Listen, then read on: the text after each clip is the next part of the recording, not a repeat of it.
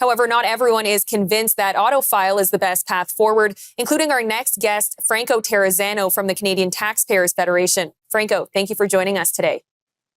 Hey, thanks for having me on.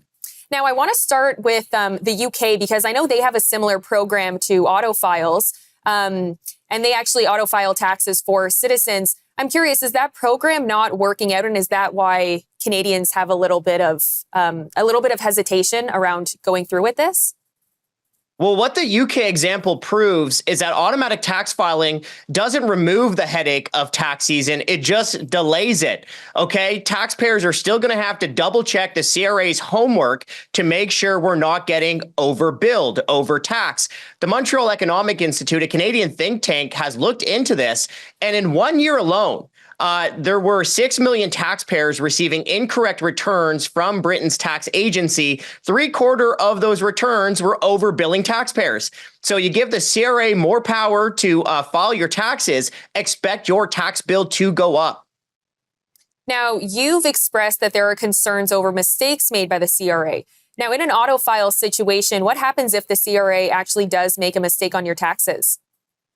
Well, good luck getting the CRA on the phone when they inevitably mess up and overtax you, right? I mean, just look at the CRA's history of incompetence. Well, the Taxpayers Ombudsperson said that the office was flooded with complaints over the CRA. Or, even relatively recent, you had the CRA handing out COVID subsidies to hundreds of dead people, people who are in jail, people not living in Canada, or people who are still children. Or look at the broader government incompetence here, where the government can't even pay its own employees properly without costing taxpayers billions of dollars more. And the government can't even launch a simple app like Arrive can without soaking taxpayers for about $60 million. And would you say that there are privacy concerns with the CRA auto-filing taxes?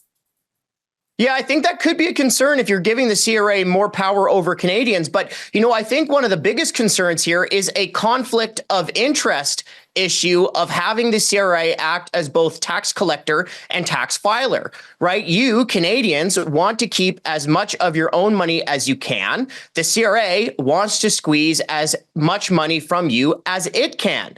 Right. So not to mention the government is broke. It's more than $1 trillion in debt. So at the end of the day, you got to remember your accountant or your lawyer works for you. These broke government bureaucrats do not.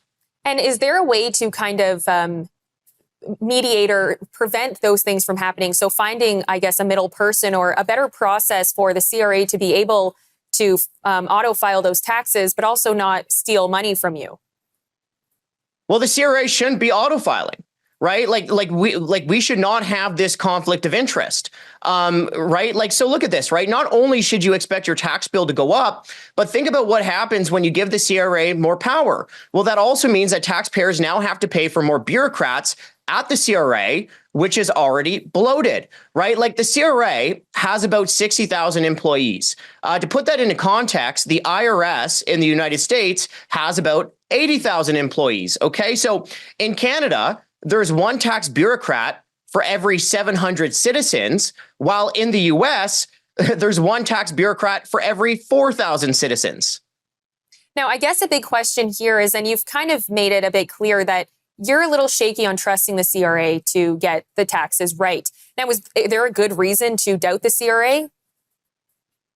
Yeah, I mean, I think you just look at the history of incompetence at the CRA, the Taxpayers Ombudsperson saying that they're flooded with complaints about the CRA. And look, when the CRA inevitably messes up your tax return and you should expect to be paying higher taxes because of this, good luck getting the CRA on the phone. Trusting the CRA to do your tax return is like trusting your dog to protect your burger. Well, the burger is gone, and so is your wallet. Now, we do just have about 30 seconds here, but is there a viable solution? What can be done to make tax time a little less stressful for Canadians?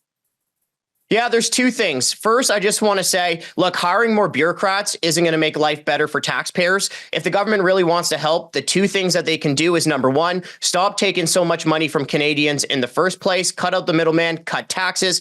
And step number two is just simplify the tax code. Franco, thank you so much for your time today. Hey, thanks for having me on.